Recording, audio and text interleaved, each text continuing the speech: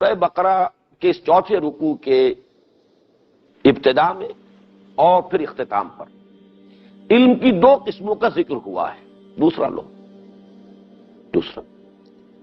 اس کے حوالے سے علم کی حقیقت و ماہیت اور علم کے اقسام، اور اس سے بھی پہلے علم کی فضیلت، میں اس کے بارے میں کچھ باتیں عرض کروں گا. پہلے یہاں پہ عارف وہ جو احادیث کا سلسلہ ہے وہ لے لو. تمہیداً میں یہ عرض کرنا چاہتا ہوں کہ ذرا آپ اگر غور کریں گے تو معلوم ہوگا کہ انسانی شخصیت مجموعہ ہے دو چیزوں کا، علم اور عمل. علم میں اس کا فکر، اس کی سوچ، اس کے نظریات، اس کے عقائد، ان تمام کو جمع کر لیجئے، اور عمل، اور ان دونوں کے مابین ظاہر بات ہے کہ بڑا گہرا منطقی ربط ہوتا ہے. جو انسان کی سوچ ہوتی ہے اسی کے مطابق اس کا عمل ہوتا ہے. عمل کے ضمن میں اصل ضرورت جو پیش آتی ہے وہ عدل اور اعتدال اور توازن کی.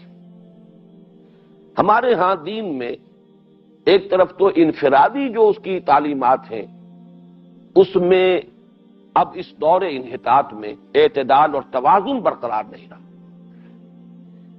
اور نمبر دو یہ کہ اس جو اجتماعی جو تعلیمات ہیں، انفرادی تعلیمات، ان میں تو عدل اور اعتدال نہیں. جو اجتماعی احکام ہیں دین کے، ان کے ضمن میں نظام عدل اجتماعی اور اس کی اہمیت اور اس کو قائم کرنے کے لیے جد و جہد کرنے کی فرضیت ذہن سے نکل گئی. نتیجہ یہ نکلا ہے کہ ہمارے عمل میں زیادہ تر ایمفیسس صرف عبادات پر ہے. جہاں خیر، نیکی، بھلائی، جس کے جذبات ذرا سے بھی کسی شخص کے اندر پیدا ہوں گے، معلوم یہ ہوگا کہ چونکہ جو تصورات جو ہیں ہمارے معاشرے کے اندر وہ یہی ہے کہ گویا کہ نیکی کا مظہر اول بھی اور مظہر تام بھی اور مظہر آخر بھی عبادات ہیں. ان میں اور گہرائی ہو گئی، ان میں اور انہماک ہو گیا، ان میں اور شوق اور شغف کے اندر اضافہ ہو گیا. نیکی، خیر، بھلائی کا جذبہ جب بھی ابھرتا ہے اس کی عملی جو شکل ہے وہ یہی نکلتی. اور چونکہ طویل عرصے سے وہ نظام عدل اجتماعی تو سامنے رہا ہی نہیں، یہ وہ چیزیں ہیں جن میں تسلسل رہا ہے. چاہے وہ بادشاہت کا زمانہ آیا، ملوکیت کا زمانہ آیا، ظلم و بربریت کا زمانہ آیا، غلامی کا زمانہ آیا، چاہے انگریز کا دور آیا، بہرحال نماز کا تسلسل تو برقرار رہا. روزے پر تو کسی نے پابندی نہیں لگائی. زکوٰۃ کا معاملہ بھی بہرحال کسی نے بین نہیں کیا کہ زکوٰۃ ادا مت کرو. کچھ وقفے ہوتے رہے ہیں کہ جن میں حج کا جو ہے تسلسل برقرار نہیں رہ سکا بدامنی کی وجہ سے، ورنہ یہ کہ وہ بھی ایک عمل ہے کہ جو جاری ہے. اس اعتبار سے جو شے تو سامنے ہوتی ہے، تجربے میں آتی رہتی ہے، وہ تو مستحضر بھی رہتی ہے. دین کا یہ پہلو تو سامنے ہے، لیکن دین کے وہ حصے کے جو نگاہوں سے اوجل، آنکھ اوجل پہاڑ اوجل، تو ظاہر بات ہے کہ وہ چیز ذہنوں سے بھی اوجل ہو گئی. اس کی اہمیت جو ہے وہ ہمارے ذہنوں میں بھی باقی نہیں رہی. انفرادی معاملات میں مثلاً جو عدل اور اعتدال اور توازن کا معاملہ ہے، اس کا ایک مظہر یہ ہے کہ حقوق اللہ اور حقوق العباد کے اندر توازن ہونا چاہیے. آپ کو نظر آئے گا کہ کچھ لوگ ہمارے جو نماز روزے سے یوں سمجھیے کہ ایک طرح آزاد ہیں، لیکن یہ کہ کسی نہ کسی درجے میں وہ اسلام کا نام بھی لیتے ہیں، تو ان کی ساری گفتگو ہوگی حقوق العباد پر. ادا کرتے ہو یا نہ کرتے ہو، لیکن ان کی گفتگو کا پورا محور ہوگا کہ دین کی اصل حقیقت تو ہے حقوق العباد. حالانکہ وہ اپنی جگہ پر ہے، اس میں کوئی شک نہیں ہے، بلکہ بعض حضرات تو اس کا یہ مقولہ ہے یا حدیث نبوی ہے، حدیث نبوی کی حیثیت سے پیش کرتے ہیں. میں اس کی سند کے اعتبار سے تو گفتگو نہیں کر سکتا. الدین والمعاملہ، دین کی اصل حقیقت جیسے حضور نے فرمایا دین والنصیحہ، دین کی روح ہے خیر خواہی، ایک دوسرے کی بھلائی چاہنا، وفاداری کرنا. اسی طرح الدین والمعاملہ، معاملہ ہے پتہ چلتا ہے انسان دیندار ہے یا نہیں اگر وہ معاملے کا کھرا ہے. بات جو ہے جو بھی انسانوں کے ساتھ اس کا جو معاملہ ہے وہ اگر صحیح ہے تو حقیقت دین اس کے اندر موجود ہے. اگر وہاں وہ کھوٹا ثابت ہو رہا ہے، دھوکے باز ثابت ہو رہا ہے، تو نمازوں کے اور روزوں کے ڈھیر جو ہے وہ اپنی جگہ پر رہیں گے، لیکن حقیقت دین اس میں نہیں ہوگی. بعض لوگوں کا معاملہ یہ ہے کہ وہ جیسا کہ میں نے عرض کیا وہ عبادات کے سوا دین کے کسی اور حصے سے گویا کہ واقف ہی نہیں رہے، اس کی کوئی اہمیت سرے سے ان کے ہاں نہیں. تو عدم توازن آپ کو اس معاملے میں لوگوں کے اندر ملے گا. اور اسی اصل میں جو دین کا یہ حصہ ہے حقوق العباد کا، اس میں بھی ایک پہلو تو یہ کہ انفرادی طور پر آپ اپنے والدین کا حق ادا کر رہے ہو، اب بیوی اپنے شوہر کے حقوق کا لحاظ رکھے، شوہر اپنی بیوی کے حقوق کا لحاظ رکھے، اولاد کے حقوق ہے، پڑوسیوں کے حقوق ہے، تمام جو ہے مستاجر ہے اور اجیر ہے ان کے ایک دوسرے پر حقوق ہے، ان تمام حقوق کا لحاظ رکھتا ہے۔ لیکن اس سے آگے بڑھ کر ہے کہ حقوق العباد میں وہ پورا نظام قائم کر دینا جس سے کہ عدل اجتماعی وجود میں آ جائے، اس کی جد و جہد، اس کے لیے محنت، اس کے لیے بھاگ دوڑ، ایثار، قربانی، انقلابی ایک جد و جہد کے نتیجے ہی میں وہ نظام برپا ہو سکتا ہے، اس کے بغیر تو نہیں۔ تو ایک تو یہ کہ یہ چیزیں ہمارے ذہن سے تقریباً خارج ہو چکی، سارا ایمفیسس جو ہے وہ عبادات پر ہے، زہد پر ہے، ریاضت پر ہے۔ وہ جو کہیں فرشتوں کا قول بھی جو آیا تھا، معلوم ہوتا ہے کہ ہمارے سامنے بھی در حقیقت اسی کی عظمت رہ گئی ہے، وَنَحْنُ نُسَبِّحُ بِحَمْدِكَ وَنُقَدِّسُ لَكَ۔ یہ کام تو فرشتوں کا تھا، وہ اس میں لگے ہوئے تھے، اور انہوں نے کہا بھی یہی تھا کہ اس اعتبار سے کہیں اگر ہمارے سے کوتاہی ہو رہی ہو تو ہم حاضر ہیں اس کی بھی تلافی کے لیے۔ معلوم یہ ہوا کہ اس تسبیح و تقدیس جو ہے اس کی تو کوئی کمی نہیں تھی۔ اس کے اعتبار سے انسان کو جو پیدا کیا گیا، تو میں نے یہ قول آپ کو سنا چکا ہوں، مولانا عبدالماجد دریابادی نے یہ نقل کیا ہے اپنی تفسیر میں، مولانا اشرف علی تھانوی رحمۃ اللہ علیہ کا قول، کہ آدم کی خلافت کی بنیاد علم اور فہم اور تفقہ ہے، زہد اور عبادت نہیں ہے۔ زہد اور عبادت جو ہے وہ تو فرشتوں کے اندر بتمام و کمال موجود تھا، نحن نسبح بحمدک ونقدس لک۔ البتہ یہ جو ہے آدم کی جو خلافت کا تذکرہ ہو رہا ہے سورہ بقرہ کے 4 رکوع میں، تو اس کی اصل بنیاد کیا؟ علم اور فہم، علم آدم الاسماء کلھا۔ تو معلوم یہ ہوا کہ خلافت کی اصل بنیاد اور فضیلت انسانی کی اصل بنیاد علم ہے، عبادت نہیں ہے۔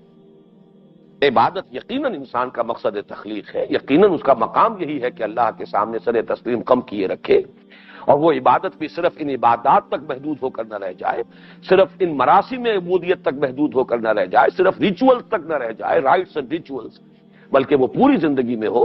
لیکن اصل فضیلت جو ہے آدم کی در حقیقت وہ علم کی بنیاد پر ہے۔ تو آج میں یہ حدیثیں چاہتا ہوں کہ ذرا آپ حضرات یہ مضمون جو ہے قرآن مجید میں تو بار بار جو آتا ہے قُلْ هَلْ يَسْتَوِي الَّذِينَ يَعْلَمُونَ وَالَّذِينَ لَا يَعْلَمُونَ، بنیاد ہی اس پر ہے۔ اس رکوع کے اندر خلافت آدم کی اساس علم، اور قرآن مجید بار بار کہتا ہے کیا برابر ہو سکتے ہیں جو علم رکھتے ہیں اور جو علم نہیں رکھتے؟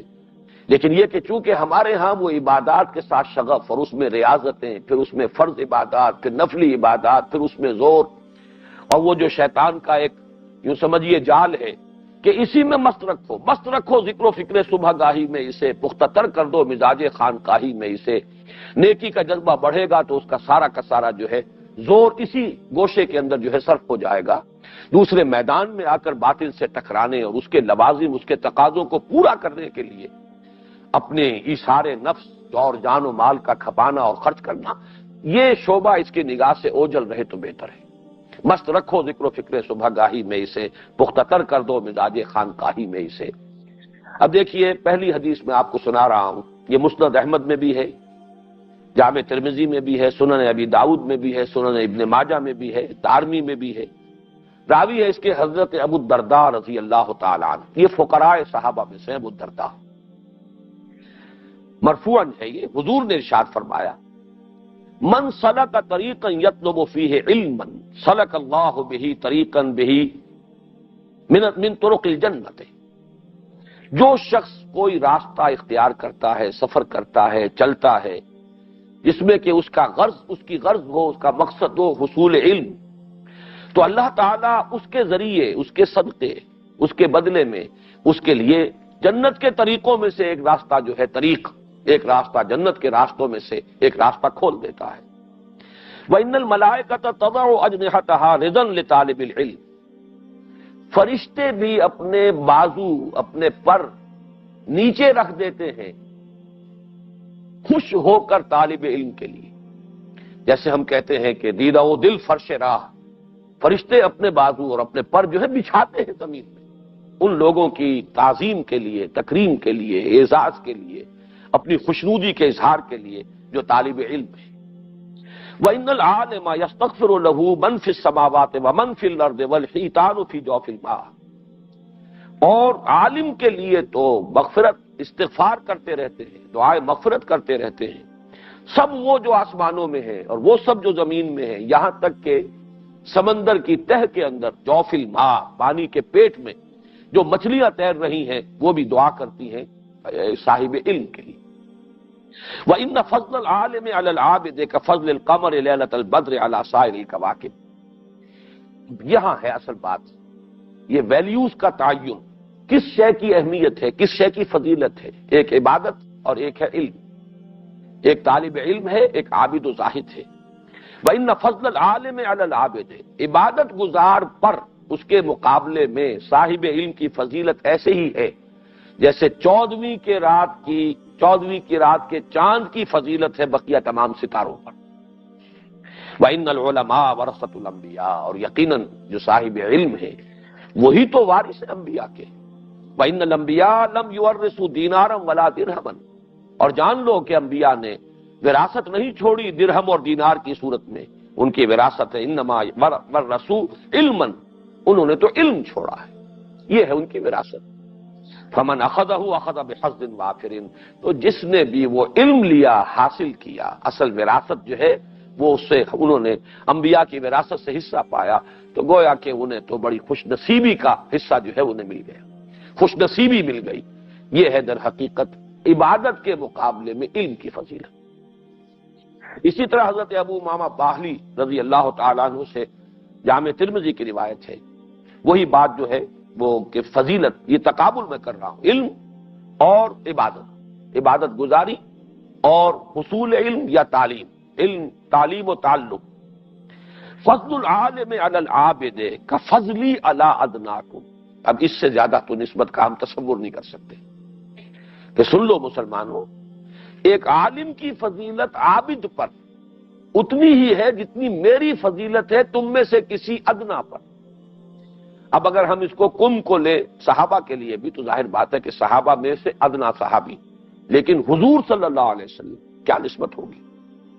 لیکن سمجھ لو کہ تم میں سے کسی ادنا کی کو جو کے مقابلے میں جو فضیلت مجھے حاصل ہے، وہی فضیلت ہے کہ جو عالم کو عابد پر حاصل ہے۔ فضل العالم علی العابد کفضلی علی ادناکم وَإِنَّ اللَّهَ وَمَلَائِكَتَهُ وَأَهْلُ السَّمَاوَاتِ وَالْأَرْضِ حَتَّى النَّمْلَةُ فِي جُحْرِهَا وَحَتَّى الْحُوتُ لَيُصَلُّونَ عَلَى مُعَلِّمِ النَّاسِ الْخَيْرَ، اور سن لو اللہ تعالیٰ بھی اور فرشتے بھی اور آسمانوں والے بھی اور زمین والے بھی، یہاں تک کہ بلوں کے اندر جو چیونٹیاں ہیں وہ بھی، اور جو پانی کے اندر جو مچھلیاں ہیں وہ بھی، وہ تو دعا کرتی رہتی ہیں۔ اب یہاں وہ صلی یصلی کا لفظ آیا ہے، عنایتیں، شفقتیں، جیسے کہ آیا ہے قرآن مجید کے اندر کہ اللہ تعالیٰ بھی نبی اکرم صلی اللہ علیہ وسلم پر، تم پر بھی، هو الذی یصلی علیکم وملائکتہ۔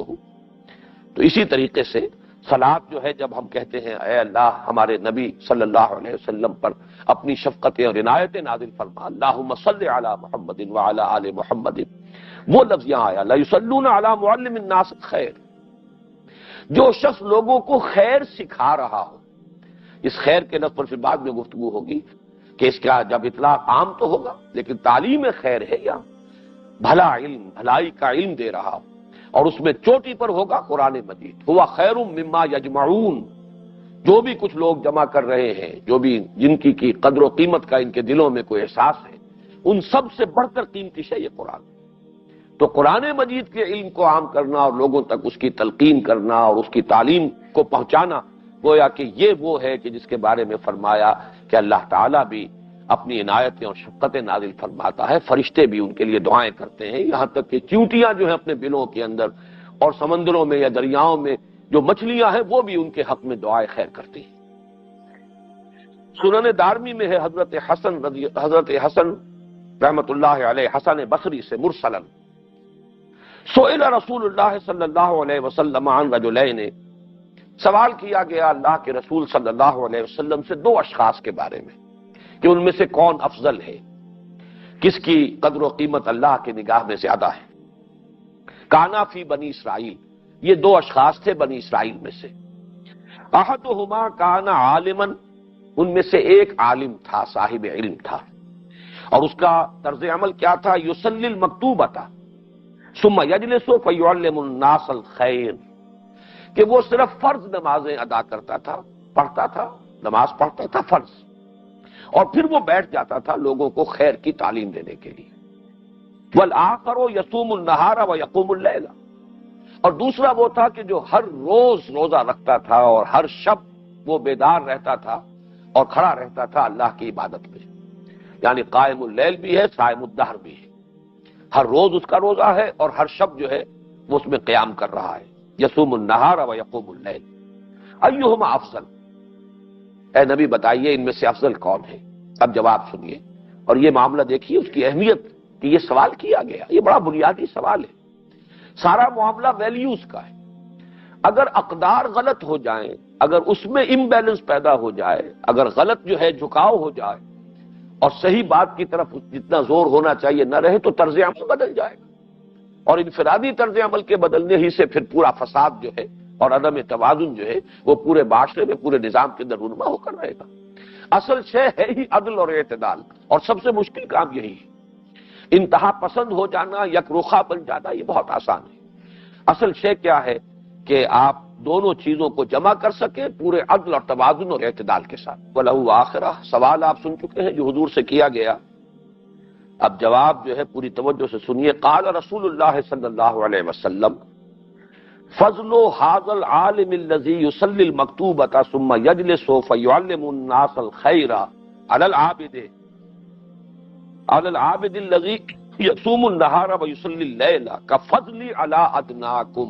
وہی الفاظ جو سابق حدیث میں آئے تھے، لیکن یہاں تعین ہو گیا، اور جواب میں بھی حضور نے وہ پوری تفصیل دہرا دی کہ اس عالم کی فضیلت کہ جو صرف فرض نماز ادا کرتا ہو اور پھر بیٹھ جاتا ہو لوگوں کو خیر کی تعلیم اور تلقین کے لیے، اس عابد کے مقابلے میں کہ جو رات بھر کھڑا رہتا ہو اور روزانہ روزہ رکھتا ہو، اس کی فضیلت وہی ہے جو میری فضیلت ہے تم میں سے کسی ادنا پر، تم میں سے جو کم ترین ہو سکتا ہے. اب یہ تم کو اگر عام لیں گے تو مسلمانوں میں سے کم ترین، اور اگر اسے خاص بھی کر دیں صحابہ کرام کے لیے تو گویا کہ صحابہ میں سے جو بھی کم تر درجے کے ہیں اور جو کم ترین ہیں ادناکم، ان پر جو فضیلت محمد الرسول اللہ صلی اللہ علیہ وسلم کو حاصل ہے وہی ریشو پروپورشن ذہن میں رکھیے ان دو کاموں کے درمیان. اس سے آپ کو اندازہ ہو رہا ہوگا کہ ہمارے دینی اور مذہبی طبقات کے اندر، چاہے وہ مدرسے کا طبقہ ہو اور چاہے خانقاہ کا حلقہ ہو، ان دونوں میں یہ ویلیو کس طریقے سے بالکل تلپٹ ہو چکی ہے. اس کی وہ اہمیت، اس کی طرف وہ توجہ، یہ احساس اور شعور جو ہے وہی در حقیقت ہمارا جو ہے ڈسٹرب ہو چکا، ختم ہو چکا، اور اسی کا نتیجہ ہے پھر جو نکل رہا ہے. اس کے بعد چند چھوٹی چھوٹی حدیثیں ہیں اور یہ تو بہت مشہور بھی ہیں. بخاری کی روایت ہے حضرت عثمان ابن عفان رضی اللہ تعالی عنہ سے، خیرکم من تعلم القرآن وعلمہ. یہ لفظ خیر کو نوٹ کیجئے، دونوں حدیثوں میں آیا ہے تعلیم خیر، اور میں نے جیسا کہ عرض کیا عام بھی رکھیے اسے، بھلائی کی تلقین، نیکی کی تلقین، خیر کی تلقین، لیکن یہ کہ سب سے بڑا خیر اور خیر مطلق وہ اللہ کا کلام ہے، اللہ کی کتاب ہے. هو خیر مما یجمعون. یہاں لوگوں میں سے بہترین لوگ وہ ہیں، خیرکم، تم میں سے بہترین لوگ وہ ہیں، من تعلم القرآن وعلمہ، جو قرآن کا علم حاصل کریں اور پھر اس علم کو پھیلائیں، دوسروں تک پہنچائیں، تعلیم دیں قرآن کی. اور اسی طرح بخاری کی حضرت عبداللہ ابن عمرو بن العاص سے روایت ہے، بلغوا عنی ولو آیۃ، پہنچاؤ میری جانب سے ایک ہی آیت پہنچاؤ. اس پہ جو تعلیم قرآن اور تبلیغ قرآن کی جو اہمیت اور اس پر جو زور اور تاکید ہے اس کا اس سے اندازہ ہوگا، چاہے ایک ہی آیت. اکثر کے نزدیک تو یہ ہے کہ ایک آیت سے مراد ایک ہی آیت ہے، لیکن بعض حضرات کے نزدیک یہ ہے کہ ایک آیت نہیں بلکہ ایک جملہ مفیدہ، یعنی ایک ایسا کہ جملہ مکمل ہو جائے، چاہے وہ دو آیتوں سے مل کر جملہ بن رہا ہو. لیکن بہرحال اس میں اصل میں یہ تو بحث ہو جائے گی ٹیکنیکل. اصل بات کیا ہے کہ قرآن مجید کی تعلیم اور قرآن مجید کی تبلیغ یہ ہے اللہ کو کس قدر کس درجے میں مطلوب ہے مسلمانوں سے کروانی، کہ حضور فرما رہے ہیں کہ پہنچاؤ میری جانب سے ایک ہی آیت. اگلی حدیث یہ بھی بخاری اور مسلم دونوں میں ہے، متفق علیہ، حضرت معاویہ رضی اللہ تعالی عنہ سے. اس میں جو لفظ آیا ہے یہ بہت قابل توجہ ہے، تفقہ، فہم. ایک علم ہے، علم میں زیادہ زور جو ہوتا ہے وہ معلومات، اس کی وسعت. ایک ہے تفقہ، اس کا فہم، گہرائی میں اس کی حکمت کو سمجھنا، اس کی گہرائی میں اتر کر اس میں جو حکمت مضمر ہیں، اس میں جو علم ہے، جو معرفت ہے، جو اصول اس کے اندر پنہا ہے، ان کا فہم۔ فرمایا نبی اکرم صلی اللہ علیہ وسلم نے، من یرید اللہ بہ خیرا یفقہہ فی الدین وانما انا قاسم واللہ یعطی۔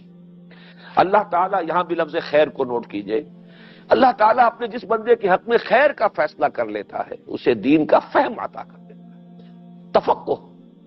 ہمارے ہاں بعد میں فقہ کے نام سے دین کا ایک علم ہے، وہ اپنی جگہ پر اس کا اسم علم بن گیا ہے، عنوان بن گیا ہے، یعنی جزیات کا علم، احکام کی تفصیلات کا علم، وہ علم فقہ ہے۔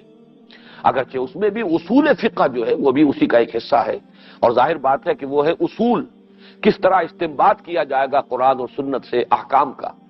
لیکن یہاں اس بحث سے ہٹ کر تفقہ یعنی فہم، ایک باطنی شعور اس کا، اس کی حقیقت کا، اس کی حکمت کا، انسان سمجھے کہ اس کی اصل حکمت کیا ہے، تفقہ فی الدین۔ اسی اعتبار سے حضرت عبداللہ ابن عباس کے لیے جو دعا کی تھی حضور صلی اللہ علیہ وسلم نے، اس میں الفاظ آتے ہیں، اللہم فقہہ فی الدین وعلمہ التاویل۔ اے اللہ اس نوجوان کو، اپنے اس بندے کو دین کا فہم عطا، تفقہ عطا فرما، سمجھ عطا فرما، گہری بصیرت باطنی عطا فرما، دینی حقائق تک اس کو رسائی حاصل عطا فرما، اور اس کی پھر وضاحت گویا کہ ہے علمہ التاویل، قرآن مجید کا جو تعویل کا علم ہے، تفسیر کا علم، وہ بھی اسے وافر حصہ وافر عطا فرما۔ ساتویں حدیث ہے مسلم شریف میں حضرت ابو ہریرہ رضی اللہ تعالی عنہ سے، الناس معادن کمعادن الذهب والفضة خیارہم فی الجاہلیت خیارہم فی الاسلام اذا فقہوا۔ انسانوں کی مثال معدنیات کی سی ہے، جیسے کہ سونے اور چاندی کی اورز ہوتی ہیں۔ ظاہر بات ہے کہ جو بھی اس کی اور ہے، سونے کو صاف کریں گے، اس کی اور کو، اس کو کیا کہیں گے اردو میں؟ دھات کا وہ جو، یعنی جی جو بھی خام زمین سے نکلتا ہے، اس کا لفظ کیا ہے صحیح وہ میرے ذہن میں نہیں آ رہا، انگریزی میں اسے اور کہتے ہیں، اسے آپ صاف کریں گے تو سونا بنے گا۔ چاندی ہے تو چاندی کو آپ صاف کریں گے، اگر وہ معدنیات چاندی کی ہے جو نکل رہی ہے زمین سے، اسے صاف کریں گے، چاندی بنے گی، سونا تو نہیں بنے گا۔ اس طریقے سے انسانوں کی بھی اللہ تعالیٰ کے ہاں جو کچھ اس نے انسانوں کو بنایا ہے اس کی قسمیں ہیں، کوئی بنیادی طور پر سونے کی حیثیت رکھنے والے، کوئی بنیادی طور پر چاندی کی اہمیت رکھنے والے ہیں۔ تو فرمایا جیسے کہ اللہ تعالیٰ نے معدنیات کے اندر رکھا ہے، ایک دوسرے پر فضیلت عطا کی ہے، اس کے اندر مختلف قسمیں ہیں، اسی طرح انسانوں کی شخصیتوں میں بھی ہے۔ خیرکم فی الجاہلیت خیارہم فی الجاہلیت خیارہم فی الاسلام۔ جو اس وقت جبکہ جاہلیت کا دور تھا جو تم میں سے بہترین تھے، وہی بعد میں جبکہ اسلام لے آئے وہی بہترین ہوگے۔ وہ سونا تھا جو ابھی صاف نہیں ہوا تھا، جاہلیت کی گندگی اس کے ساتھ ملی ہوئی تھی، امپیورٹیز تھی، صاف ہو گیا، وہ زر خالص بن گیا، سونا بن گیا۔ دوسرا شخص چاندی تھا، اس کے اندر بھی امپیورٹیز تھی، اسے صاف کیا گیا، وہ چاندی بن گیا۔ تو بہرحال سونا سونا رہے گا، چاندی چاندی رہے گی۔ لیکن غور طلب یہ ہے، اس میں توجہ طلب جو پہلو ہے، اذا فقہوا، جبکہ تفقہ حاصل کریں، سمجھ حاصل کریں۔ یہ سمجھ ہے اصل میں کہ جو بنیادی طور پر فرق واقع کر رہی ہے، کہ جیسے کہ میں نے عرض کیا اس سے پہلے آیا، اذا من یرید اللہ بہ خیرا یفقہہ فی الدین، اللہ تعالیٰ جس کے ساتھ خیر کا ارادہ کرتا ہے اسے دین کا فہم عطا کرتا ہے۔ پھر اگلی حدیث حضرت عبداللہ ابن مسعود سے ہے رضی اللہ تعالیٰ، اور یہ پھر متفق علیہ ہے بخاری اور مسلم دونوں میں، لا حسد الا فی اثنتین، فسنتین دو چیزیں ہیں کہ جن میں حسد ہو سکتا ہے۔ یہاں پہ حسد سے مراد در حقیقت رشک جسے ہم کہتے ہیں، حسد وہ ناپسندیدہ نہیں بلکہ اس کی اہمیت کو واضح کرنے کے لیے لفظ حسد لایا گیا ہے۔ لا حسد، حسد جائز نہیں ہے، الا فسنتین، دو چیزوں کے سوا۔ رجلا آتاہ اللہ مالا فسلطہ علی ہلکتہ، ایک تو وہ شخص جسے اللہ نے مال عطا کیا ہو وافر کثرت کے ساتھ، اور پھر اسے مسلط کر دیا ہو اسے خرچ کرنے پر، دونوں ہاتھوں سے لٹا رہا ہو، لوگوں کو دے رہا ہو، غرباء کو، یتامہ کو، بیواؤں کو، دین کے لیے، خیر کے کام کے لیے۔ وَرَجُلًا آتَاهُ اللَّهُ الْحِكْمَةَ، اب یہاں نوٹ کیجئے وہاں تفقہ کا لفظ آیا یا حکمت کا لفظ آیا؟ خیر کا لفظ آیا تھا اس سے پہلے، تو خیر، حکمت، تفقہ۔ تو وہ دوسرا شخص جس کو اللہ نے حکمت عطا فرمائی ہو، دانائی عطا فرمائی ہو، فَهُوَ يَقْضِي بِهَا وَيُعَلِّمُهَا، تو اب اس کے اندر دونوں شرطیں، وہ حکمت ہی کے تحت فیصلے بھی کرتا ہو اور حکمت ہی کو لوگوں میں پھیلا رہا ہو، عام کر رہا ہو، انہیں تعلیم دے رہا ہو. جیسے کہ 4 مرتبہ قرآن مجید میں اصطلاح ہے، تعلیم کتاب کے ساتھ تعلیم حکمت، وَيُعَلِّمُهُمُ الْكِتَابَ وَالْحِکْمَةَ، تعلیم حکمت. مسلم شریف میں روایت ہے حضرت ابو ہریرہ سے رضی اللہ تعالی عنہ، اذا مات الانسان انقطع عمله الا من ثلاث، جب انسان کا انتقال ہو جاتا ہے تو پھر اس کے عمل کا سلسلہ منقطع ہو جاتا ہے. جو کمانا تھا کما لیا، جو بھی کمائی کرنی تھی ہو چکی، الا من ثلاث، سوائے 3 جہتوں کے، 3 چیزوں سے اس کے عمل کا سلسلہ، اس کی نیکی کا، اس کے لیے بھلائی کا اندراج اس کے حساب میں ہوتا رہے. صدقۃ جاریۃ، صدقہ جاریہ، کوئی خیر کا کام کیا تھا، کوئی مدرسہ بنایا تھا، کوئی کنواں کھدوایا تھا، کوئی اور مسافروں کے لیے کوئی آرام گاہ بنائی تھی، صدقہ جاریہ میں تمام چیزیں آ جائیں گی. او علم ينتفع به، یا وہ علم جس سے نفع اٹھایا جا رہا ہو، جو بھی علم ہے اس نے اس کو پھیلایا ہے. اب جہاں تک اس کا سلسلہ پھیلے گا، اس کے شاگرد جہاں تک پہنچائیں گے، پھر اس کے شاگرد جہاں اور آگے پھیلائیں گے، اور جہاں اس سے انتفاع کیا جا رہا ہو، فائدہ اٹھایا جا رہا ہو، اس سے بھی اس کے حساب میں اندراج ہوتا رہے. اور ولد صالح یدعو له، یا پھر وہ اولاد صالح نیک جو اس کے لیے دعا کرے. یہ 3 کھاتے ہیں جو کھلے رہیں گے، باقی اس کا اپنا جو عمل کا کھاتا تھا وہ ظاہر بات ہے کہ جب موت واقع ہو گئی اس کا دفتر بند ہو گیا. مسلم شریفی میں روایت ہے حضرت ابو ہریرہ ہی سے رضی اللہ تعالی عنہ، اور اس حدیث کے بارے میں مجھے ایک واقعہ یاد آیا تو میں وہ بھی بیان کر دوں کہ کس درجے ہمارے علماء کے ذہنوں سے قرآن مجید کا جو خصوصی مقام ہے علم قرآن کا، کس درجے وہ اوجھل ہوا ہے. اس کی ایک بڑی مثال میرے سامنے آئی. ایک بہت بڑے عالم دین، اور وہ اہل حدیث مکتب فکر کے عالم دین ہیں، ان کے سامنے ذکر ہو رہا تھا تو انہوں نے باقاعدہ مجھ سے جرح کی کہ اس حدیث میں کتاب اللہ نہیں ہے بلکہ علم ہے مجرد. یہاں پر لفظ کتاب اللہ آیا ہے، ذرا غور سے پڑھیے گا اس حدیث کو. من سلک طریقا یلتمس فیہ علما سہل اللہ بہ طریقا الی الجنہ. یہ تو بالکل وہی مضمون ہے کہ جو پہلی حدیث میں بھی آ چکا ہے. جس شخص نے کوئی راستہ اختیار کیا، سفر اختیار کیا حصول علم کے لیے، اللہ تعالیٰ اس کے لیے جنت کا راستہ کھول دیتا ہے. بالکل وہی بات، جس نے کوئی سفر اختیار کیا علم کے حصول کے لیے، سہل اللہ بہ طریقا الی الجنہ، اللہ تعالیٰ اس کے لیے جنت کا ایک راستہ آسان کر دیتا ہے.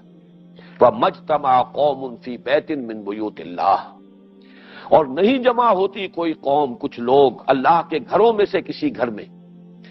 اور اس میں جو شرح ہے مشکات کی، اس میں وضاحت کی گئی ہے. مشکات شریف میں یہ روایت موجود ہے اور اس کی بڑی تفصیلی ایک شرح ہے ہمارے پاس موجود ہے. اس میں بیان کیا گیا ہے کہ اکثر اہل علم کے نزدیک اس سے مراد اللہ کے گھروں میں سے کسی گھر میں جمع ہونے سے مراد لازماً مسجد نہیں ہے، بلکہ یہ پوری دنیا اللہ کی ہے، یہ پوری زمین اللہ کی ہے. جہاں بھی لوگ جمع ہو جائیں اس مقصد کے لیے، اس پر اس حدیث میں جو بشارت آئی ہے اس کا انطباق اور اطلاق ہوگا. لیکن یہاں لفظ آیا اللہ کے گھروں میں سے کسی گھر میں.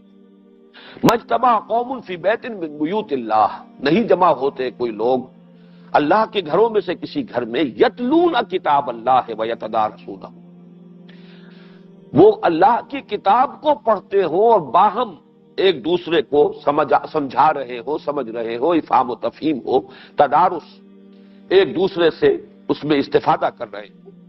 الا نزلت علیہم السکینہ، مگر یہ کہ ان پر نازل ہوتی ہے سکینت، وغشیتہم الرحمہ، اور رحمت خداوندی انہیں ڈھانپ لیتی ہے. وحفتہم الملائکہ، اور فرشتے ان کے گرد گھیرا ڈال لیتے ہیں. وذکرہم اللہ فی من عندہ، اور اللہ تعالیٰ ان کا تذکرہ فرماتا ہے ان کے سامنے جو اس کے پاس ہیں. ملائکہ مقربین، وہ ملائکہ جو سب سے اونچے درجے کے ملائکہ ہیں. وہ خاص ایک محفل جو ہے جس کو امیر خسرو نے خاص طور پر اس کا ایک نقشہ کھینچا ہے، یہ ایک شاعرانہ تخیل ہے لیکن واقعہ یہ کہ اس سے زیادہ حسین تعبیر ممکن نہیں. خدا خود میر محفل بود شب جائے کہ من بودم، محمد شمع محفل بود اندر لا مکان خسرو. کوئی لا مکان کی محفل ہے جس کی میر محفل تو اللہ تعالیٰ ہیں اور شمع محفل محمد الرسول اللہ ہیں. شرکاء جو ہیں وہ ملائکہ مقربین ہیں. تو اس محفل میں تذکرہ کرتا ہے اللہ تعالیٰ فی من عندہ، جو اس کے پاس ہے، ان کے پاس، کہ میرا فلاں بندہ، میرے فلاں بندے اس وقت سارے کام کاج چھوڑ کر، اپنے آرام کو تج کر میری کتاب کو پڑھنے، پڑھانے، سیکھنے، سکھانے، سمجھنے، سمجھانے کے لیے جمع ہے۔ مجتمع قوم فی بیت من بیوت اللہ یتدارسون، یہاں پر وہ مصر رہے کافی دیر تک، یتدارسون العلم ہے وہاں، وہ یہ تم قرآن مجید کے درس کی محفل کے اوپر اس کا انتباہ کر رہے ہو۔ پھر میں نے جب کتاب کھول کر دکھائی تو وہ بھی حیران ہوئے کہ کیا وجہ ہے کہ حدیث ہم پڑھتے رہے ہیں، اور 100 مرتبہ اس مقام سے میں گزرا ہوں گا، لیکن ذہن میں چونکہ قرآن مجید کی طرف ارتکاز توجہ اس درجے رہا نہیں، اس لیے وہ علم کا ایک خانہ اپنے ذہن میں خانہ کھولا ہوا ہے، اور وہیں پر انسان اپنے ذہن ہی کو ریڈ کرتا ہوا نکل جاتا ہے۔ اس کی بہت بڑی مثال تھی جو میرے سامنے آئی، جیسے کہ اس سے پہلے بھی میں نے عرض کیا ہے، جو احادیث کہ جو ہمارے اس وقت کے مذہبی فکر کے ساتھ مناسبت نہیں رکھتی ہیں مشکات شریف کی، اور مشکات شریف جو ہے وہ علم حدیث کا گویا کہ وہ تو پرائمر ہے، سب سے پہلی کتاب جو پڑھائی جاتی ہے۔ وہ دورہ حدیث جو ہے تکمیلی درجہ وہ تو بعد میں آئے گا، لیکن موقوف علیہ جس کو کہتے ہیں اس میں بھی مشکات شامل ہے۔ اس کے بغیر تو گویا کہ کسی درجے میں بھی تعلیم دین کا کوئی مرحلہ طے ہوتا ہی نہیں، لیکن اس کے بھی الفاظ فرمایا کہ بڑے نامانوس الفاظ ہیں، حالانکہ مشکات کی روایت۔ اسی طرح کا واقعہ یہ جو میں ذہن میں آ گیا، مجتمع قوم فی بیت من بیوت اللہ یتلون کتاب اللہ ویتدارسونہ بینہم الا نزلت علیہم السکینۃ وغشیتہم الرحمۃ وحفتہم الملائکۃ وذکرہم اللہ فی من عندہ۔ اب یہاں پر نوٹ کر لیجئے کہ یعلم الخیر، اس کی بھی گویا کہ شرح اس حدیث کی روشنی میں کی جائے گی۔ خیر کا سکھانا، حکمت کی تعلیم، لوگوں کو خیر کی تعلیم دینا، یہ سب گویا کہ تفقہ دین میں اس کے لیے سر فہرست ہوگا یہ یتلون کتاب اللہ ہے، یتلون کتاب اللہ ویتدارسونہ بینہم۔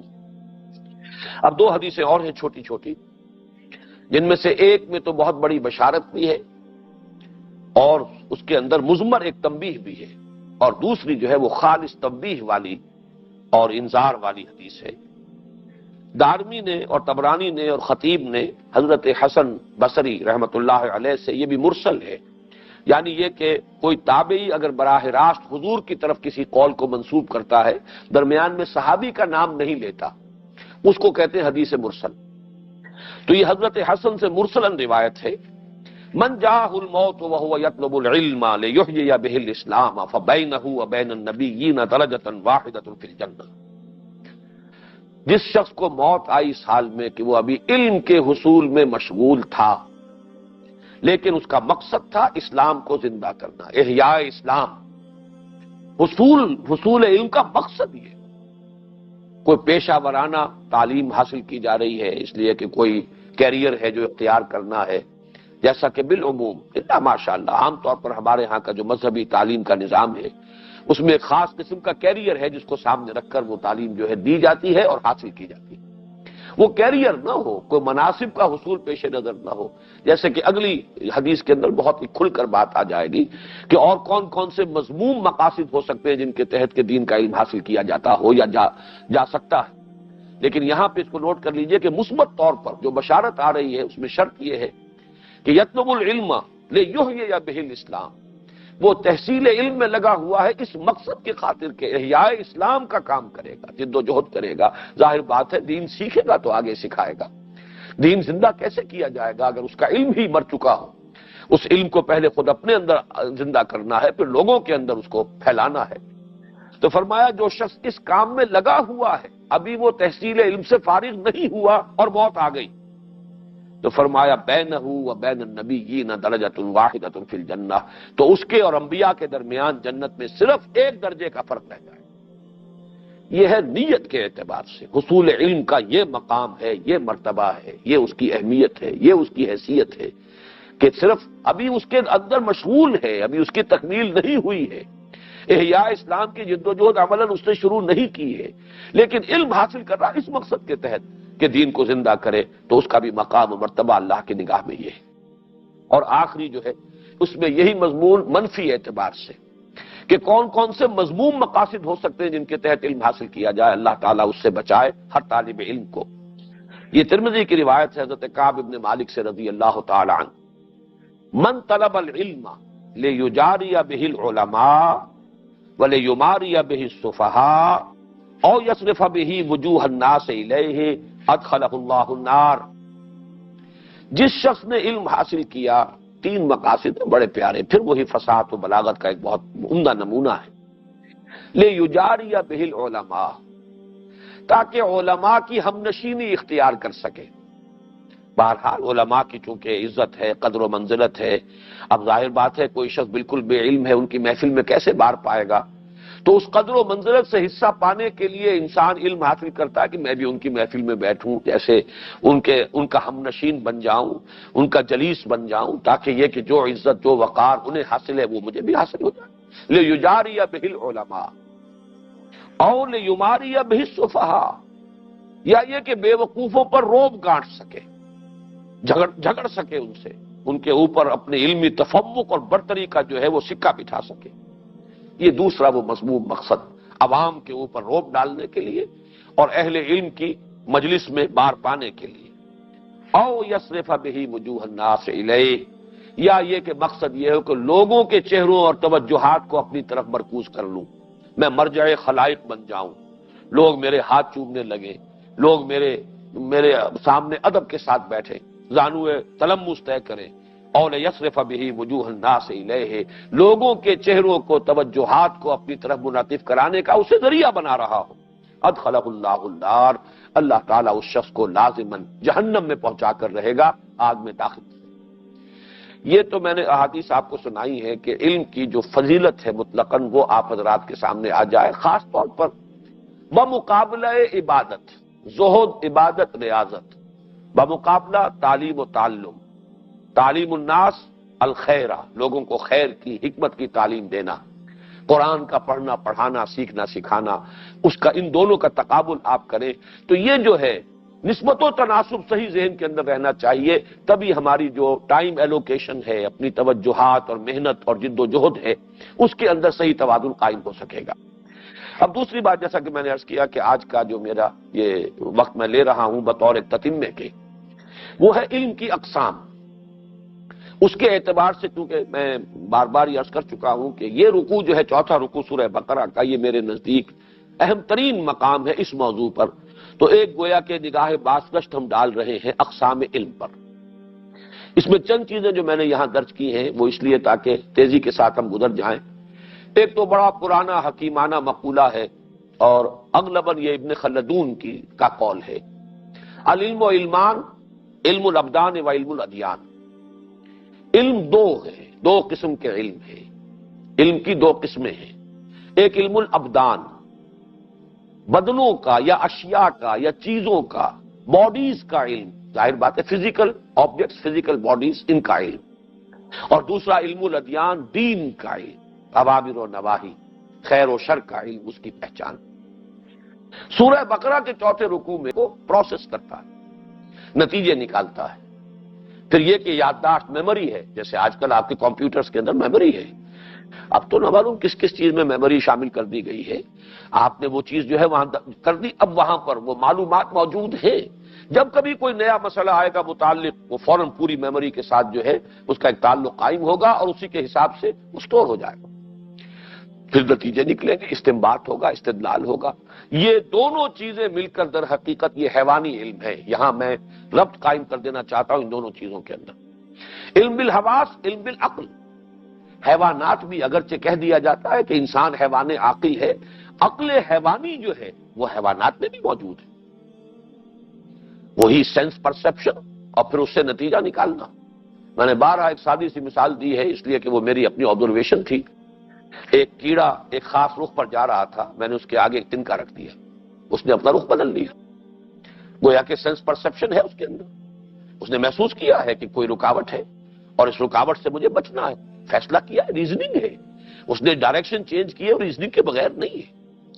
پھر یہ کہ میں نے دوبارہ اس رخ پر بھی رکھ دیا، پھر اس نے اپنا رخ بدلا۔ 3-4 مرتبہ کے بعد پھر اس نے اس تنکے کے اوپر سے اس کو کراس کیا اور گزرا اس کے اوپر سے۔ معلوم ہوا کہ ڈیسیژن، فیصلہ اس حد تک کہ یہ رکاوٹ جان نہیں چھوڑ رہی، لہذا I have to overcome it, اب یہ فیصلہ جو ہے، یہ سارا استدلال، استنتاج، یہ سارا جو ہے اس سے نتیجہ نکالنا، پھر اس پر عمل کرنا، اسی کو آپ 1000 سے لاکھ سے کروڑ سے ضرب دے لیجئے تو انسان کا بھی جو یہ کمپیوٹر بہت ڈیولپڈ ہے، اس میں کوئی شک نہیں، لیکن یہ برین، یہ جو بھی دماغ ہے، یہ تو حیوانات کے اندر موجود ہے۔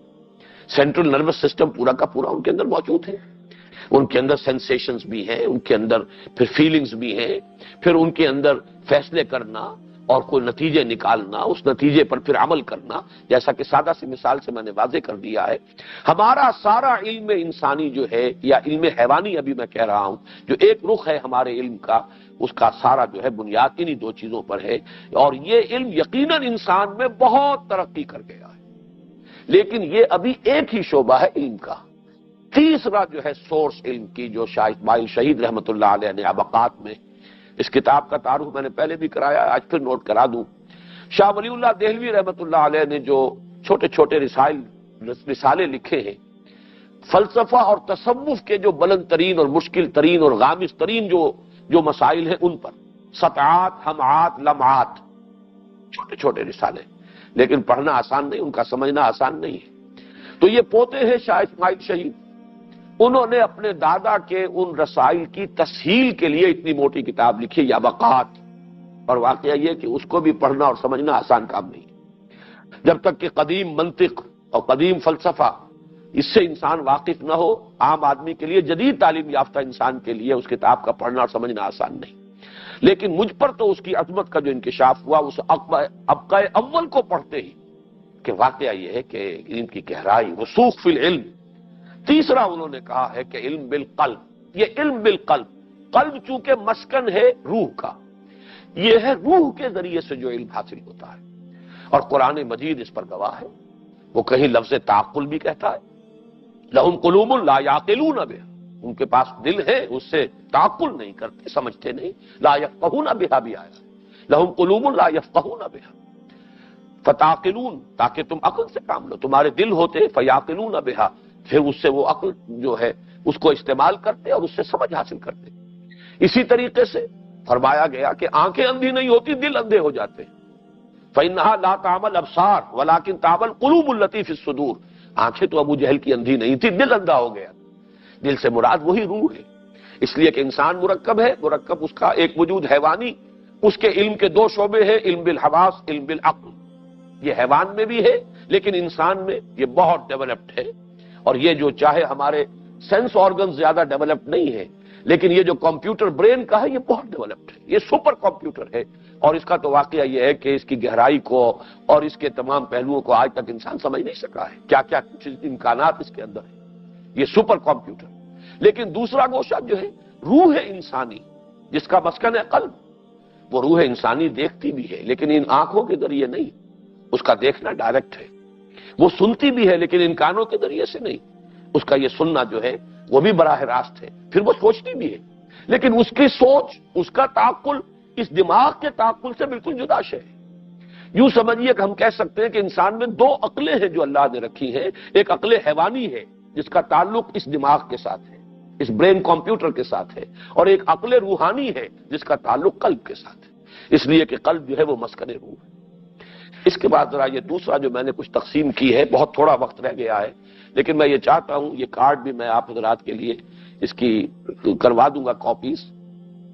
میں نے یہ دو خانے علیحدہ علیحدہ قائم کیے ہیں، اس کو ذہن میں رکھیے، علم بالحواس جمع علم بالعقل، یہ ہے در حقیقت وہ انسان کا حیوانی علم، اور دوسرا ہے اس کے مقابل میں علم بالقلب یا روح، علم بالروح، اور اسی کے لیے دوسرا لفظ ہے وحی، اس کی وضاحت ابھی مزید ہو جائے گی۔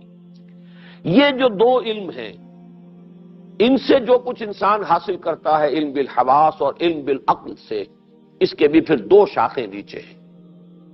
پہلا ہے سائنس، فزیکل آبجیکٹس کا علم، مادی علم، اور غیر محفوظ یہ چیز ہے کہ جو آج کل ہمارے ہاں کے جو ریشنلسٹ ہیں، چاہے وہ ایکٹیوسٹ بھی ہیں دین کے میدان میں، بہت بھاگ دوڑ بھی ہے، دینی تحریکیں بھی ہے، جد و جہد بھی ہے، لیکن اس گوشے سے چونکہ متعارف نہیں ہے بلکہ اس کا انکار کرتے ہیں، اس لیے ان کی جو بصیرت باطنی ہے اس میں یوں سمجھیے کہ اس کی ایک آنکھ بالکل بند ہے، یک رخی بصیرت ہے، ساری سوچ دینی سوچ، دینی فکر یک رخا ہو گیا. اور وہ یہ ہے کہ یہ غیر محفوظ سلسلہ جو ہے اسی کی شکلیں ہیں: الہام، رویائے صادقہ، کشف، پھر تحدیث.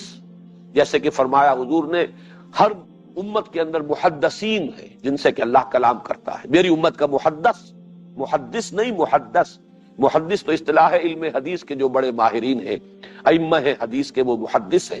محدث جن سے اللہ گفتگو کرتا ہے، کلام کرتا ہے، لیکن اس کے اندر محفوظیت نہیں ہے. ہو سکتا ہے اس میں القائے شیطانی بھی شامل ہو جائے، ہو سکتا ہے اس میں کوئی وسوسہ نفسانی بھی شامل ہو جائے، محفوظ نہیں ہے. لیکن یہ کہ بہرحال محفوظ ہے نبی کا معاملہ. بغیر محفوظ یہ سلسلہ آج بھی جاری ہے، تا قیام قیامت جاری رہے گا، ہمیشہ سے جاری ہے. اس پر بھی وحی کا اطلاق ہوتا ہے، بلکہ وحی کا لفظ جو ہے اس کا اطلاق وسوسہ شیطانی پر بھی ہے. ان الشیاطین لیوحون الی اولیائہم، وہ اپنے جو ساتھی ہیں، اپنے دوست، ان کو وحی کرتے رہتے ہیں. ایک فرشتے کے ذریعے وحی آتی ہے، ایک شیاطین کی وحی بھی ہے جس کا قرآن مجید میں ذکر ہے. تو نوٹ کر لیجئے کہ یہ جو علم بالقلب یا علم بالروح ہے، اس کے دو حصے علیحدہ علیحدہ. جہاں محفوظ ہو جائے گا بالکل، اللہ کی طرف سے اس کی عصمت اور اس کی حفاظت کا مکمل بندوبست ہے، نہ وسوسہ نفسانی کو اس کے اندر کوئی دخل دینے کا امکان ہے، اور نہ ہی کسی القاء شیطانی کا. وہ ہے وحی نبوت. البتہ اس کو یہ نہ سمجھیے، بعض لوگ وحی کو ایک بالکل علیحدہ کیٹیگری سمجھتے ہیں، حالانکہ وہ کیٹیگری علیحدہ نہیں ہے. کیٹیگری وہی ہے جو عام انسانوں میں بھی ہے. عام انسانوں میں الہام ہے، القاء ہے، کشف ہے، رویائے صادقہ ہے، لیکن عام انسانوں میں، غیر انبیاء کے اندر یہ چیزیں ہیں، محفوظ نہیں ہے. خطا کا امکان، القاء شیطانی کا امکان، وسوسہ نفسانی کا امکان. جبکہ یہی چیزیں جب محفوظ ہو گئی تو وہ وحی نبوت ہے. وحی نبوت کے بھی دو حصے ہیں، وحی جلی اور وحی خفی. وحی خفی کیا ہے؟ یہی چیزیں جو ابھی میں نے غیر محفوظ شمار کی ہیں، یہ سب چیزیں جب نبی میں بھی ہوتی ہیں تو محفوظ ہوتی ہیں. نبی کا خواب بھی وحی ہے، نبی کو الہام ہوگا وہ بھی وحی ہے، نبی کو کوئی بات القاء ہوتی ہے وہ بھی وحی ہے، اور وہ بھی محفوظ ہے. نبی کا خواب بھی محفوظ ہے. نبی کا خواب جو ہے اس میں بھی شیطانی آمیزش نہیں ہو سکتی، اور اسی کا نام ہے وحی خفی. وحی جلی تو وہ کلام ہے جو آ رہا ہے اللہ کی طرف سے، جو جوں کا توں لفظاً منتقل کیا جا رہا ہے، اور جو بات اللہ دل میں ڈال دے. نفث فی الروع، اللہ نے میرے دل میں ایک بات ڈال دی ہے. یہ بات جو اس کو ہم القاء بھی کہتے ہیں، اللہ نے القاء فرمایا ہے. اور جیسا کہ میں عرض کر رہا ہوں کہ یہ چیزیں عام انسانوں میں بھی ہیں، اور اسی کو آج ایکسٹرا سینسری پرسیپشن کہا جا رہا ہے، کہ صرف وہ سینسری پرسیپشن نہیں ہے بلکہ ایکسٹرا سینسری پرسیپشن کا دائرہ ہے. اور وہ تو آج کل تو تحقیق کا بہت بڑا موضوع بن چکا ہے. چند منٹ کا اضافہ کریں. اس وحی جلی اور وحی خفی اب دونوں کو جمع کریں گے تو اس سے پھر جو ہمیں حاصل ہو رہا ہے علم، اس کو بھی دو حصوں میں تقسیم کر لیجئے: حکمت اور احکام. وحی کے ذریعے سے بھی ہمیں حکمت بھی ملتی ہے اور احکام بھی ملتے ہیں. اس حکمت کے بھی پھر دو حصے ہیں: حکمت اصولی یا کلی. اس کا موضوع ہے ایمان. کائنات کی حقیقت کیا ہے، تمہاری حقیقت کیا ہے، زندگی کی حقیقت کیا ہے، یہ تمام علم الحقائق جنہیں ہم کہیں گے، یہ ایمان ہے. اور اس کا رشتہ جڑ جائے گا ما بعد الطبیعیات کے ساتھ. یہ جو میں نے ڈاٹڈ لائنز کے ساتھ اس کا تعلق قائم کیا ہے کہ یہ انسانی علم کے گوشے سے، علم بالحواس، علم بالعقل سے جو فلسفیانہ علم ڈیولپ ہوا ہے، اس فلسفیانہ علم کا ایک حصہ یعنی ما بعد الطبیعیات، اس کا رشتہ جڑتا ہے در حقیقت یہ حکمت کلی یا حکمت اصولی سے، یا جس کو ہم ایمان کہتے ہیں. چند خانی حکمت یونانیہ، حکمت قرآنیہ را ہم بخاں، یا حکمت ایمانیہ را ہم بخاں. ایمانی حکمت جو ہے اس کو بھی پڑھو. کب تک تم پڑھتے رہو گے یونانیوں کی حکمت اور یونانیوں کا فلسفہ؟ مولانا روم نے فرمایا. تو ان دونوں میں جو ربط قائم کرنے کی کوشش ہے اس کا نام علم کلام ہے. یہاں لکھا نہیں گیا، لیکن یہ ڈاٹڈ لائن جو ہے اس پر اگر آپ چاہیں تو اپنے ہاں نوٹ کر لیں، یہ علم کلام ہے. علم کلام کا فنکشن کیا ہے؟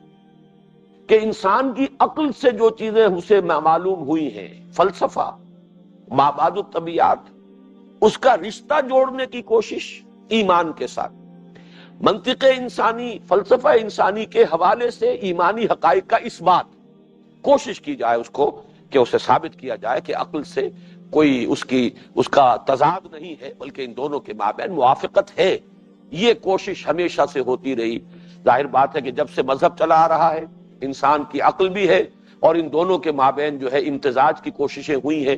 رجال دین نے اس کو ہمیشہ ایک اہم کام سمجھا ہے کہ جو بھی انسان کی عقل ہے، اس سے جو کچھ حاصل ہو رہا ہے اس میں، اور جو کچھ اس وحی کے ذریعے سے حاصل ہو رہا ہے، ان میں مطابقت پیدا کی جائے۔ اس کوشش کا نام علم کلام ہے۔ یہ یہودیوں کا علم کلام، عیسائیوں کا علم کلام، مسلمانوں کا علم کلام، اور مسلمانوں کے علم کلام کا ایک دور وہ تھا کہ جس میں امام ابن تیمیہ اور امام رازی اور بڑے بڑے فلسفی پیدا ہوئے، اور ایک دور وہ ہے کہ جس کا آغاز سر سید احمد خان سے ہوا ہے ہندوستان میں۔ اس لیے کہ اب جو ہے وہ سائنس کا علم اتنی ترقی کر کے آ چکا تھا کہ اب محض منطق اور فلسفہ کے حوالے سے بات نہیں ہوتی، بلکہ زیادہ اہمیت جو ہے وہ فزیکل سائنسز کے ذریعے سے حاصل شدہ معلومات کو حاصل ہو چکی ہے۔ لہذا اس کے ساتھ مطابقت اگر کریں گے ایمانی حقائق کی، تبھی آج کا انسان سمجھ سکے گا کہ ایمان کیا ہے اور اس کو قبول کرنے کے قابل ہوگا۔ اس اعتبار سے آج کا علم کلام جو ہے اس کی اصل اساس سائنس ہے، جبکہ وہ قدیم جو علم کلام تھا اس کی اصل اساس جو ہے وہ منطق اور فلسفہ تھی۔ دوسری طرف وحی خفی اور وحی جلی سے جو ہمیں ہدایت حاصل ہوئی ہے، ہدایت آسمانی، اس کا حصہ ہے احکام پر مشتمل۔ احکام میں اخلاقی احکام بھی ہے اور شرعی یا فقہی احکام بھی ہے، پھر ان میں انفرادی بھی ہے، اجتماعی بھی ہے۔ ان اجتماعی احکام کا عمرانیات کے مختلف شعبوں کے ساتھ ربط قائم کرنے کی کوشش، یہ دوسرا ہے علم کا گوشہ جس کی ضرورت ہے۔ اقتصادیات کے میدان میں، سیاسیات کے میدان میں، سماجیات کے میدان میں، عمرانیات کے مختلف گوشوں میں جو کچھ انسان نے اب تک سیکھا ہے، معلوم کیا ہے، جو انسان کی جو بھی انٹلیکچوئل ڈیولپمنٹ ہوئی ہے، جو نئے نئے مسائل پیدا ہوئے ہیں، ان کا ان احکام کے ساتھ ربط قائم کرنا، ان میں ایک تعلق اور ان میں ایک نسبت قائم کرنا، اور ان میں تضاد کو رفع کر کے توافق کی کیفیت پیدا کرنا، یہ بھی در حقیقت ایک دوسرا علم کلام کا دوسرے درجے کا موضوع یہ ہے۔ پہلا درجہ تو وہی ہوگا، ایمانی حقائق کے ساتھ فلسفہ اور علم انسانی کی مطابقت، یہ ہے علم کلام کا اصل موضوع۔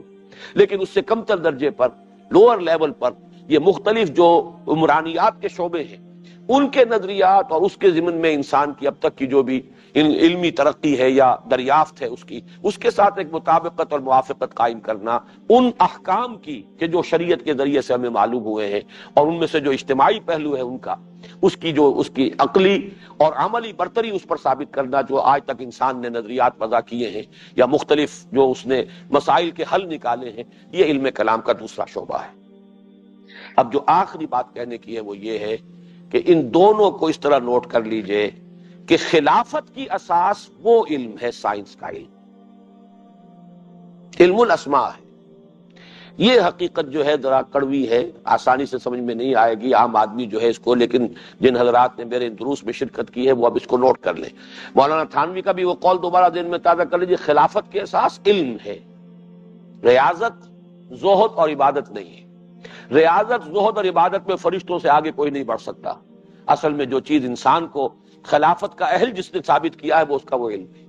لیکن علم وہ کون سا؟ علم الاسماء، علم ہدایت نہیں، وہ تو بعد میں تذکرہ آئے گا۔ فَإِمَّا يَأْتِيَنَّكُم مِّنِّي هُدًى فَمَن تَبِعَ هُدَايَ فَلَا خَوْفٌ عَلَيْهِمْ وَلَا هُمْ يَحْزَنُونَ۔ دوسری چیز کا، دوسرے علم کا تعلق جو ہے، یہ میں آج جرأت کر کے بات کر رہا ہوں، اس کا تعلق امامت سے۔ خلافت مجرد اس علم کی بنیاد پر ہے، امامت کا تعلق اس دوسرے علم کے ساتھ ہے۔ اور اس کے لیے نوٹ کیجئے، حضرت ابراہیم سے کہا گیا انی جاعلک للناس اماما، حالانکہ حضرت ابراہیم کی کوئی حکومت کہیں قائم نہیں ہوئی، بلکہ ان کی نسل میں بھی کہیں جا کر بہت بعد میں جا کر وہ کوئی حکومتیں جو ہے قائم ہوئی ہے، ورنہ یہ کہ ان کو تو اللہ تعالیٰ نے امام الناس اگر بنایا ہے تو کس اعتبار سے؟ وہ علم ہدایت کے اعتبار سے، کہ یہ جو وحی کا سلسلہ ہے تمہاری ہی نسل میں چلے گا، تمہاری ہی شاخ میں چلے گا، یہ امامت ہے، اور یہ اس کا تعلق ہے اس علم کے ساتھ۔ شاہ ولی اللہ دہلوی نے اصل میں خلافت کو دو حصوں میں تقسیم کیا ہے، خلافت باطنی، خلافت ظاہری، یعنی حضور صلی اللہ علیہ وسلم پر نبوت کے ختم ہو جانے کے بعد خلافت ظاہری تو حکومت کی خلافت ہے، اور خلافت باطنی روحانی یا علمی خلافت ہے۔ یہ ایک عرصے تک خلافت راشدہ میں یہ دونوں خلافتیں جمع رہیں، اس کے بعد یہ خلافتیں تقسیم ہو گئی۔ حکومت جو ہے وہ حکومت کے حامل اور حکومت کے جو اہل تھے وہ کچھ اور لوگ بن گئے، اور جو پھر علم کے اور روحانیت کے اور حقائق کے جو امین بنے وہ کچھ اور لوگ ہو گئے۔ تو یہ تو ان کا ایک نظریہ ہے جو میں نے بیان کیا۔ میرے نزدیک اس کی بہتر تعبیر یہ ہوگی، خلافت در حقیقت متعلق ہے اس علم کے ساتھ، وہ پہلا علم انسانی علم، دوسرے علم کے ساتھ نہیں، بلکہ وہ تو در حقیقت اس خلافت کے صحیح استعمال ہونے کے لیے ضروری ہے، ورنہ خلافت تو انسان کو عطا کی گئی ہے علم الاسماء کی بنیاد پر۔ یہ وہ حقیقت ہے جو اس دور میں سمجھتا ہوں، جیسے بعض اور پہلوؤں سے علامہ اقبال کی عظمت کا میں معترف ہوں، اس حقیقت کو بھی میرے علم کی حد تک اگر کسی نے سمجھا ہے وہ صرف اقبال ہے۔ یہی وجہ ہے کہ ریکنسٹرکشن میں اس قدر مشکل موضوع جو ہے انہوں نے چھیڑا ہے کہ مغربی تہذیب اور مغربی ثقافت جو ہے وہ بھی کل کی کل باطل نہیں ہے۔ ویسٹرن سویلائزیشن کا انر کور جو ہے وہ در حقیقت وہی شے ہے جو کہ دیکھو غور کرو، ان السمع والبصر والفؤاد کل اولئک کان عنہ مسئولا۔ یہ علم انسانی جو ہے اس کے وارث وہ بن گئے، انہوں نے اس کو بڑھایا، سمجھا، اس میں ترقی کی، اس میں آگے نکلے، انہیں غلبہ دے دیا گیا۔ زمین پر ان کا غلبہ ہے، استخلاف عملاً تو ان کے پاس ہے، غلط استعمال کر رہے ہیں دوسری بات ہے، خلافت عرضی اس وقت ان کے پاس ہے، اختیار اور غلبہ تمکن ان کو حاصل ہے۔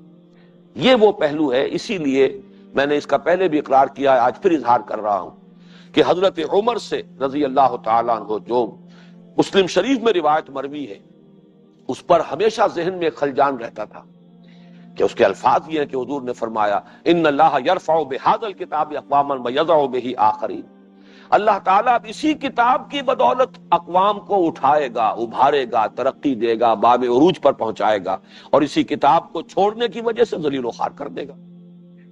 اب جہاں تک تو قول رسول ہے، آمنا و صدقنا، مستند بھی ہے، مسلم شریف کی روایت ہے، کیسے کوئی مسلمان اس کو رد کرے گا؟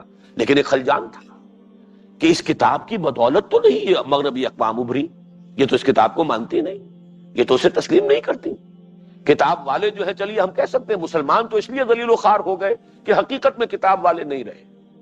خار از محجوری قرآن شدی، شکوہ سنجے گردش دوران شدی، مان لیا وہ زمانے میں معزز تھے مسلمان ہو کر، اور تم خار ہوئے تاریخ قرآن ہو کر، تسلیم۔ لیکن دوسرا حصہ کیسے سمجھ میں آئے؟ ان اقوام نے کون سا اس کتاب کو مانا ہے؟ ان اقوام نے کون سے اس کتاب سے استفادہ کیا ہے کہ جس کی وجہ سے وہ اس وقت دنیا کے اندر بہرحال اکثر بلند ہے، غالب ہے، تمکن اور غلبہ ان کا ہے؟ یہ ایک اشکال تھا، اور ریکنسٹرکشن کی اس بحث کو پڑھ کر ہی وہ حل ہوا کہ وہ بھی در حقیقت اس عمل کے اوپر عمل پیرا ہوئے ہیں، اس حصے پر، ان السمع والبصر والفؤاد، انر کور جو ہے مغربی تہذیب کا وہ یہی ہے۔ توہمات کو اس نے ہٹا دیا، دور کر دیا، اپنے فکر کو، اپنے علم کو، اپنے نظریات کو حقائق و واقعات کے اوپر استوار کیا، ریئلٹیز، آبزرویشن، ان السمع والبصر والفؤاد۔ اور فؤاد کے لفظ کے بارے میں بھی ہمارے ہاں کافی یعنی اہل لغت نے اور مفسرین نے بھی کافی مختلف باتیں کہی ہیں، لیکن میرے نزدیک اب اس پر میں تقریباً مثبت طور پر حتمی رائے رکھتا ہوں کہ اس کا دل سے کوئی تعلق نہیں۔ فؤاد در حقیقت یہ برین کا کمپیوٹر ہے۔ فائدہ کیا ہے؟ آپ نے یہ چیز جانی، اس کا خلاصہ نکالی، اس سے حاصل کیا ہوا؟ یہ آبزرویشنز ہیں، اس کا حاصل کیا ہے؟ فائدے سے فؤاد بنا ہے، قلب سے اس کا تعلق نہیں ہے۔ یہ ان السمع والبصر والفؤاد کل اولئک کان عنہ مسئولا، یہ اس انسانی علم کی بنیاد ہے۔ در حقیقت دیکھو، سنو، دیا گیا، ہو گئی، وہی سے منہ موڑ لیا گیا۔ اس اب جو ترقی ہو رہی ہے یہ فصل و بعد ہے ان دونوں کے مابین، جس نے اس سائنٹیفک ترقی کو دجالیت بنا دیا۔ وہی دجالیت ہے جس کی حدیث کے اندر آتا ہے کہ اتنا قابو یافتہ ہو جائے گا انسان، دجال کو اتنی قدرت حاصل ہوگی کہ وہ ایک ویرانے کو کہے گا کہ اس میں سے لہلہاتی فصلیں اگیں، اور وہ ویرانہ جو ہے وہ لہلہاتی فصلیں جو ہے وہاں اگیں گی۔ وہ حکم دے گا بارش اور بارش ہوگی، وہ انسان کو دو حصوں میں کاٹ دے گا، پھر جوڑ دے گا، اور وہ ٹھیک ہو جائے گا انسان۔ یہ ساری جو قدرت ہے، جو ترقی ہو رہی ہے، رسل و رسائل کے ذرائع ایسے ہو جائیں گے کہ اس کی سواری، اس کا گدھا وہ ہوگا کہ جس کا ایک قدم مدینے میں ہوگا تو دوسرا یروشلم میں ہوگا۔ وہ جو اللہ تعالیٰ کی قدرت خصوصی سے ہوا تھا کہ سبحان الذی اسریٰ بعبدہ لیلا من المسجد الحرام الی المسجد الاقصی، وہ تو پھر ایک رات کی بات تھی اس آیت کے اندر کم سے کم، اگرچہ ہوا تو ہے چشم زدن کے اندر، راتوں رات لے گیا. یہاں پر آج آپ دیکھ لیجئے فاصلے ختم ہو چکے. ترقی انسان کی اتنی ہے، سائنس اور ٹیکنالوجی. ظاہر بات ہے کہ یہ کسی اور جگہ سے نہیں آئی ہے، یہ اللہ کی عطا کردہ استعداد ہے. یہ علم وہی تھا علم آدم الاسماء کلھا جو آدم میں ودیت کر دیا گیا، جس کے لیے پورا ایپریٹس جو ہے وضع کر دیا گیا آدم کے وجود کے اندر، اس کے اندر ودیت کر دیا گیا، اسی کا ظہور ہے. لیکن اس کے ساتھ وہ علم ہدایت بھی اگر ساتھ ساتھ چلتا تو کوئی خرابی نہیں تھی. جب اس میں سے ایک شے کا سلسلہ رک گیا یا انسان نے اس کی طرف سے اپنی نگاہ پھیر لی، اب دوسری شے جو ترقی کر رہی ہے یہ دجالیت ہے. اور یہ جان لیجئے وہ دجال اکبر کا ظہور بھی اب کہیں دور نہیں ہے. اور اس کی جو بھی تفاصیل آئی ہیں احادیث کے اندر، میں سمجھتا ہوں کہ آج کے مسلمان کو ضرور ان کا مطالعہ کرنا چاہیے، تیار رہنا چاہیے ان امتحانات کے لیے. جیسا کہ کہا گیا ہے کہ انسانوں کے لیے ایمان پر قائم رہنا ناممکن ہو جائے، محال کے درجے تک پہنچ جائے. اس درجے غلبہ ہوگا اس کفر کا، اور اس کا رعب اور اس کی دہشت اتنی ہوگی کہ اہل ایمان جو ہے ایمان پر قائم نہیں رہ سکیں گے. ایک شخص صبح کو اگر مومن اٹھے گا شام تک کافر ہو جائے گا، شام کو مومن سوئے گا صبح کو کافر ہو. یہ کیفیات آنی ہے، ان کی خبریں احادیث کے اندر موجود ہیں. اور یہ علم انسانی جس حد تک پہنچ گیا ہے، اور چونکہ ڈائیورس کر دیا گیا اسے علم ہدایت سے، ایک گوشہ بند کر دیا گیا، اس لیے اس نے دجالیت کی شکل اختیار کی ہے. اور اس فتنہ دجال سے حضور نے بتایا کہ تمام انبیاء پناہ مانگتے رہے، اور خود آپ کی تو وہ ہمیں دعائیں ملتی ہیں، وَأَعُوذُ بِكَ مِن فِتْنَةِ الْمَسِيحِ الدَّجَّالِ. تو دجالیت کی حقیقت بھی آج سامنے آ گئی. علم کلام کیا ہے، ان دونوں علموں کے مابین ان کے گیپ کو برج کرنے کی انسانی کوشش علم کلام ہے. ذہن انسانی سے، علم انسانی سے فلسفہ اور مابعد الطبیعات وجود میں آئے، وحی ربانی سے ایمانی حقائق سامنے آئے. ان دونوں کو باہم ایک دوسرے کے قریب لانے کی کوشش، مطابقت اور موافقت کی کوشش، یہ علم کلام ہے. ادھر سے احکام آئے جن کے اجتماعی احکام جو ہے اجتماعی زندگی سے متعلق، ان کا تعلق اور ربط ان سوشولوجی کے مختلف شعبوں کے ساتھ قائم کرنا، یہ گویا کہ علم کلام کا ایک دوسرا درجہ ہے، اس سے کمتر درجہ ہے اہمیت کے اعتبار سے. لیکن ویسے آج کی دنیا میں اس کی اہمیت شاید پہلے سے بھی زائد ہو گئی ہے، اس لیے کہ یہ مسائل جو ہے خاص طور پر اقتصادی مسائل، آج کا انسان اقتصادی حیوان بن چکا ہے، اور اگر اس کے مسائل کو حل نہ کیا گیا، کمیونزم جو ہے وہ بھی فیل ہو چکا، دم توڑ چکا تقریباً. لیکن یہ ہے کہ اب انسان کدھر جائے گا؟ جو لوگ کہہ رہے ہیں صحیح کہہ رہے ہیں کہ یہ سرمایہ داری بھی دم توڑ رہی ہے، لیکن جائے گا انسان کدھر؟ اب تو ظاہر بات ہے کہ نظام ایک ہی ہے، باقی جس نظام کے ہم دعوے دار ہیں اس کا دنیا میں کہیں وجود نہیں. اس کے لیے تو اب ضرورت یہی ہے کہ اس کا کوئی نمونہ قائم کر کے دنیا میں دکھا دیا جائے، تب تو نوع انسانی اس کی طرف لپکے گی. اور یہی وہ بات ہے جہاں سے میں نے شروع کیا تھا کہ ہمارے دینی تصورات میں جو تنزل اور انحطاط پیدا ہوا، وہ عمل میں سارا کا سارا زور عبادات پر، ساری گفتگو اس کے بارے میں، ساری نیکی جو ہے اس کا جو بھی ظہور ہوتا ہے انسان میں وہ عبادات کے اندر، ساری قوت اسی میں کھپ جاتی ہے. اصل وہ شے کہ وہ جو انسان کے اندر ایک تو علم کی اہمیت، علم میں ان دونوں شعبوں کی اہمیت، یہ نگاہوں سے اوجل، پھر خاص طور پر عمل میں اجتماعی زندگی اور ایک عدل اجتماعی کا قیام، اس کی فرضیت کا تصور ہمارے ذہنوں سے نکل گیا ہے. اللہ تعالی ہمارے دینی تصورات کو اثر نو صحیح بنیادوں پر جامعیت کے ساتھ استوار کرے، اور جو اس کے عملی تقاضے ہیں انہیں پورا کرنے کی توفیق عطا فرمائے. اقول قولی ھذا واستغفر اللہ لی ولکم ولسائر المسلمین والمسلمات. میں نے